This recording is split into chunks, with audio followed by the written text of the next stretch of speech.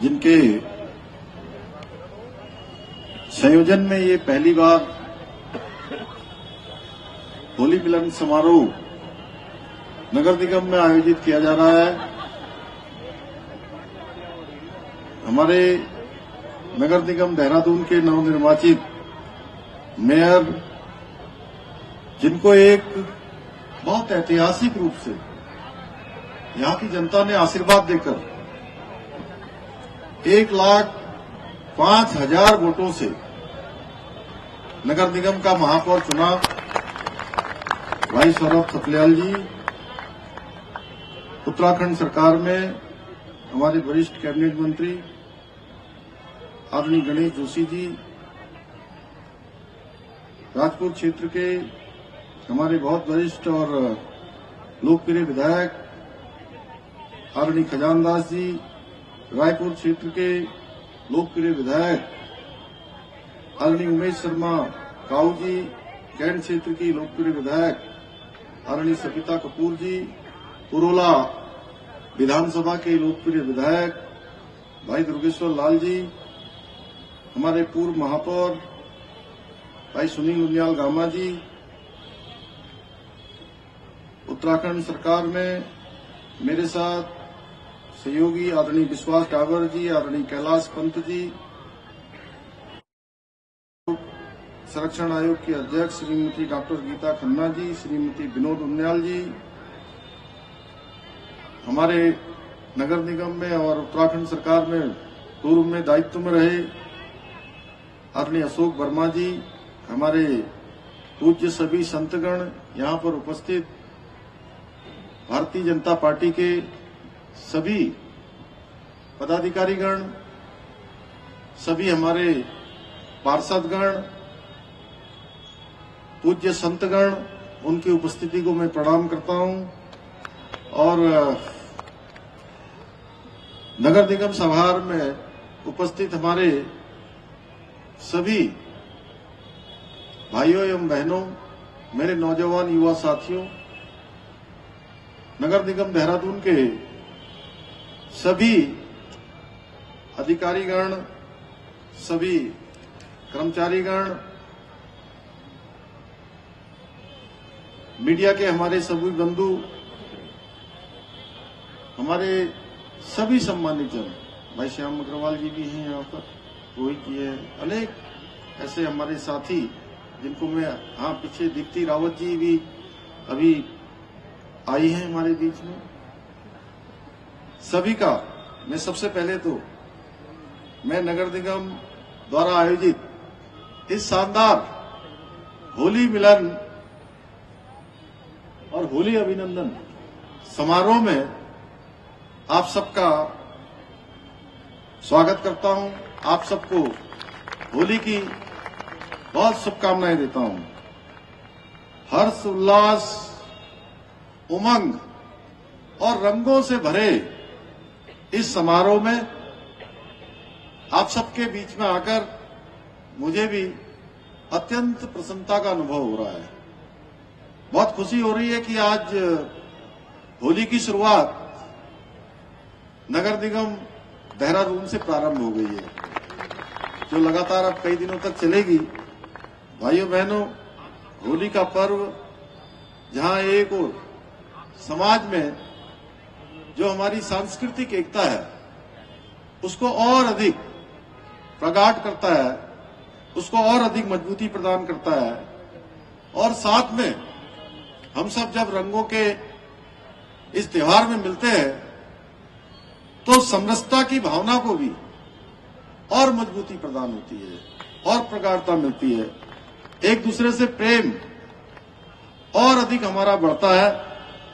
वहीं होली के अवसर पर उत्तराखंड के विभिन्न क्षेत्रों में गाए जाने वाले लोकगीत, खड़ी होली, शास्त्रीय संगीत आधारित बैठी होली गायन आदि के द्वारा हम सभी को जो हमारी विरासत है, जो हमारे पूर्वजों ने हमको सौंपी है, उस विरासत से जुड़ने का भी हम सबको शुभ अवसर होली के पर्व पर प्राप्त होता है। मुझे पूरा विश्वास है कि आप लोग भी हमारी इस सांस्कृतिक विरासत को अगली पीढ़ी तक पहुंचाने का निश्चित रूप से प्रयत्न करेंगे। भाइयों बहनों, आज के इस अवसर पर मैं आप सभी को ये बताना चाहता हूं कि आपके द्वारा चुनी गई हमारी ट्रिपल इंजन की सरकार देहरादून के प्रत्येक नागरिक के जीवन स्तर को और अधिक बेहतर बनाने के लिए निरंतर प्रयास कर रही है। मुझे प्रसन्नता है कि देहरादून नगर निगम द्वारा जहां एक और उच्च कोटि की जन सुविधाएं प्रदान करने की दिशा में निरंतर कार्य किया जा रहा है, वहीं शहर में स्वच्छता को और अधिक बेहतर बनाने के लिए भी निरंतर प्रयास किया जा रहा है। मुझे बताया गया है कि इस संबंध में नगर निगम द्वारा बहुत से कार्य किए जा रहे हैं, जहां आम जनता के लिए केदारपुर में 3.5 हेक्टेयर भूमि पर 5 करोड़ की लागत से योगा पार्क बनाया जा रहा है। वहीं यमुना कॉलोनी में 1.3 करोड़ रुपए की लागत से एक नए पार्क का निर्माण कार्य किया जा रहा है। इतना ही नहीं, विभिन्न पार्कों के सौंदर्यीकरण एवं उच्च कोटि की कूड़ा प्रबंधन व्यवस्था बनाए जाने हेतु 2 स्थानों पर मैकेनाइज्ड ट्रांसफर स्टेशन स्थापित करने के साथ साथ वार्डों में उत्कृष्ट कार्य करने वाले 3 पर्यावरण मित्रों को प्रत्येक माह स्वच्छता सेनानी सम्मान योजना के अंतर्गत 10,000 रुपए प्रति माह का सम्मान भी दिया जा रहा है। भाइयों बहनों, मुझे प्रसन्नता है कि शहर वासियों को नगर निगम कार्यालय के चक्कर न काटने पड़े। इसके लिए भवन कर भुगतान व्हाट्सएप के माध्यम से करने की सुविधा के साथ ही वित्तीय पारदर्शिता बनाए रखने के उद्देश्य से अभी ई-कोस वेबसाइट का भी यहां पर शुभारंभ किया गया है। इसके साथ ही ये खुशी की बात है कि आज नगर निगम देहरादून अपने अधिकारियों एवं कार्मिकों को महीने की पहली तारीख पर वेतन प्रदान कर रहा है। इतना ही नहीं, कार्यालय से सेवानिवृत्त होने वाले अधिकारियों एवं कार्मिकों को रिटायरमेंट के दिन ही उनके समस्त देयकों का भुगतान भी किया जा रहा है। भाइयों बहनों, विगत वर्ष स्वच्छ सर्वेक्षण 2023 में नगर निगम देहरादून को देश में 68वां तथा उत्तराखंड में सभी नगर निगमों में पहला स्थान प्राप्त हुआ था।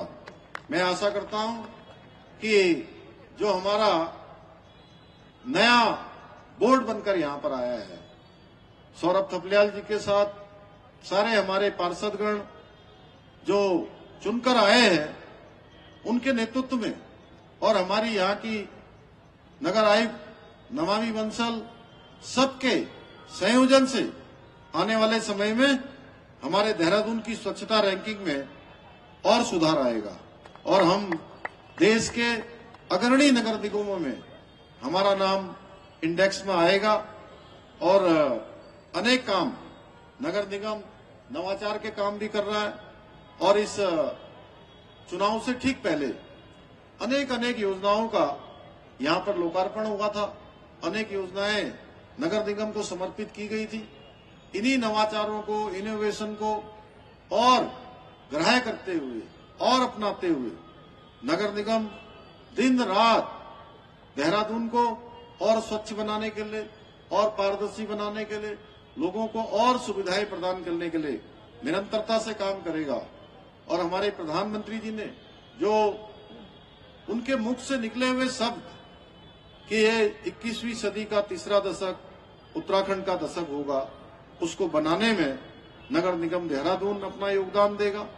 और हमने जो उत्तराखंड को देश का अग्रणी राज्य बनाने के लिए, हिंदुस्तान के श्रेष्ठ राज्यों में हमारा नाम हो, उन राज्यों में हमारा स्थान पहले स्थानों पर आए, उसके लिए निश्चित रूप से नगर निगम देहरादून की बहुत बड़ी भूमिका होने वाली है। और मुझे पूरा विश्वास है कि इस नगर निगम देहरादून से हमारे पूरे उत्तराखंड की पहचान पूरे विश्व के अंदर जाने वाली है, पूरे भारत के अंदर जाने वाली है। इसलिए अच्छा नगर निगम बने, ये होली के इस पावन अवसर पर हमको ये भी संकल्प लेना है।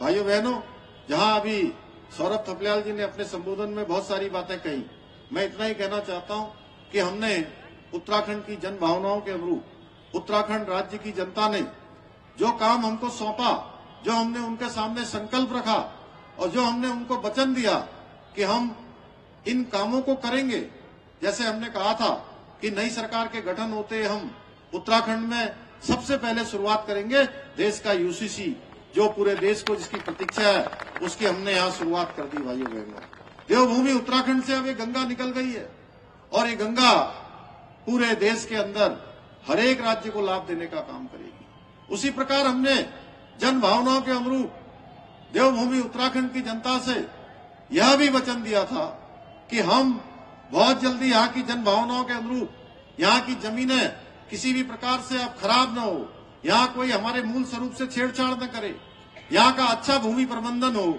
अच्छा हमारा भूमि का सुधार हो, उसके लिए भी हम कानून लाएंगे। भाइयों बहनों, मुझे आप सबको बताते हुए खुशी हो रही है कि अभी विधानसभा का जो हमारा सत्र हुआ, उस सत्र में हमने भूमि प्रबंधन, भूमि कानून भी बना दिया है और इसकी शुरुआत कर दी है।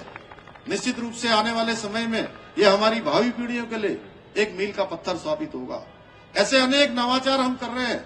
आज हमारा नाम पूरे देश के अंदर हर एक रैंकिंग में 1 से लेकर 5 रैंकिंग तक आता है, चाहे वो सतत विकास के लक्ष्यों को प्राप्त करने का इंडेक्स हो, नीति आयोग भारत सरकार की उस रैंकिंग में पूरे देश के अंदर सतत विकास के लक्ष्यों को प्राप्त करने में हमारा नंबर इंडेक्स में पहले स्थान पर है। भाइयों बहनों, पूरे देश के अंदर पहले स्थान पर है।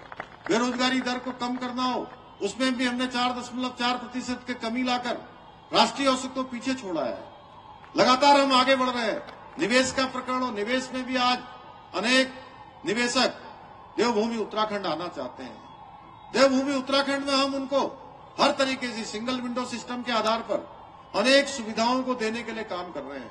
सरलीकरण, समाधान और निस्तारण, जिस पहले दिन मैंने इस दायित्व पर काम करना शुरू किया था, ये संकल्प लिया था कि सरलीकरण के माध्यम से समाधान करेंगे, उन समस्याओं का निस्तारण करेंगे। उसी मंत्र को हम आज आगे बढ़ा रहे हैं। मुझे आज आप सबको यह भी होली के अवसर पर बताते हुए खुशी हो रही है कि मैंने 4 जुलाई 2021 को उत्तराखंड राज्य के मुख्य सेवक के रूप में जिस दिन ये पद और गोपनीयता की शपथ ली थी, उसी दिन ये संकल्प लिया था कि देवभूमि उत्तराखंड में हम अपने नौजवान युवाओं के लिए, बेरोजगारों के लिए जितनी हमारी नौकरियां रिक्त हैं, उन सारी नौकरियों को रिक्ति से भरेंगे। हम उन सारे पदों को भरेंगे। और पिछले 3.5 सालों में लगभग हमने 20,000 से भी ज्यादा नियुक्तियां प्रदान करने में हमने सफलता प्राप्त की है। और एक भी नौकरी में किसी में भी नकल का कोई प्रकरण नहीं आया है, कोई मामला न्यायालय में नहीं गया है। गरीब माता पिता के बेटे और बेटियों को आज ये विश्वास हो गया है, गरीब माता पिता के उनको स्वयं भी इस प्रकार का पूरा भरोसा है कि अब हमारे बेटे और बेटियों के साथ, उनकी प्रतिभा के साथ, उनकी क्षमता के साथ किसी भी प्रकार की बेईमानी नहीं होगी, किसी प्रकार का भी अन्याय नहीं होगा। अगर वो तैयारी करेंगे तो निश्चित रूप से उनको नौकरी मिलेगी। आप ये कह सकते हैं भाइयों बहनों, ये कालखंड रोजगार का कालखंड भी है, क्योंकि उत्तराखंड राज्य बनने के 20 सालों में 12-13 हजार लोगों को हम कुल नौकरियां दे पाए थे। लेकिन पिछले 3.5 सालों की बात करूंगा मैं, तो हमने 20,000 से भी ज्यादा लोगों को नौकरियां प्रदान करने में सफलता प्राप्त की है। ऐसे अनेक नवाचार किए भाइयों बहनों। आज मैं बहुत ज्यादा नहीं कहना चाहता हूं, लेकिन ये होली का अवसर है, शुभ अवसर है। और होली के अवसर पर जब हम मिलते हैं तो लोग हमसे ये भी पूछेंगे कि अरे भाई, कुछ काम क्या किया सरकार ने, आपने क्या किया। सौरभ जी, अभी आपसे नहीं पूछेंगे, अगले साल पूछेंगे कि 1 साल में क्या किया।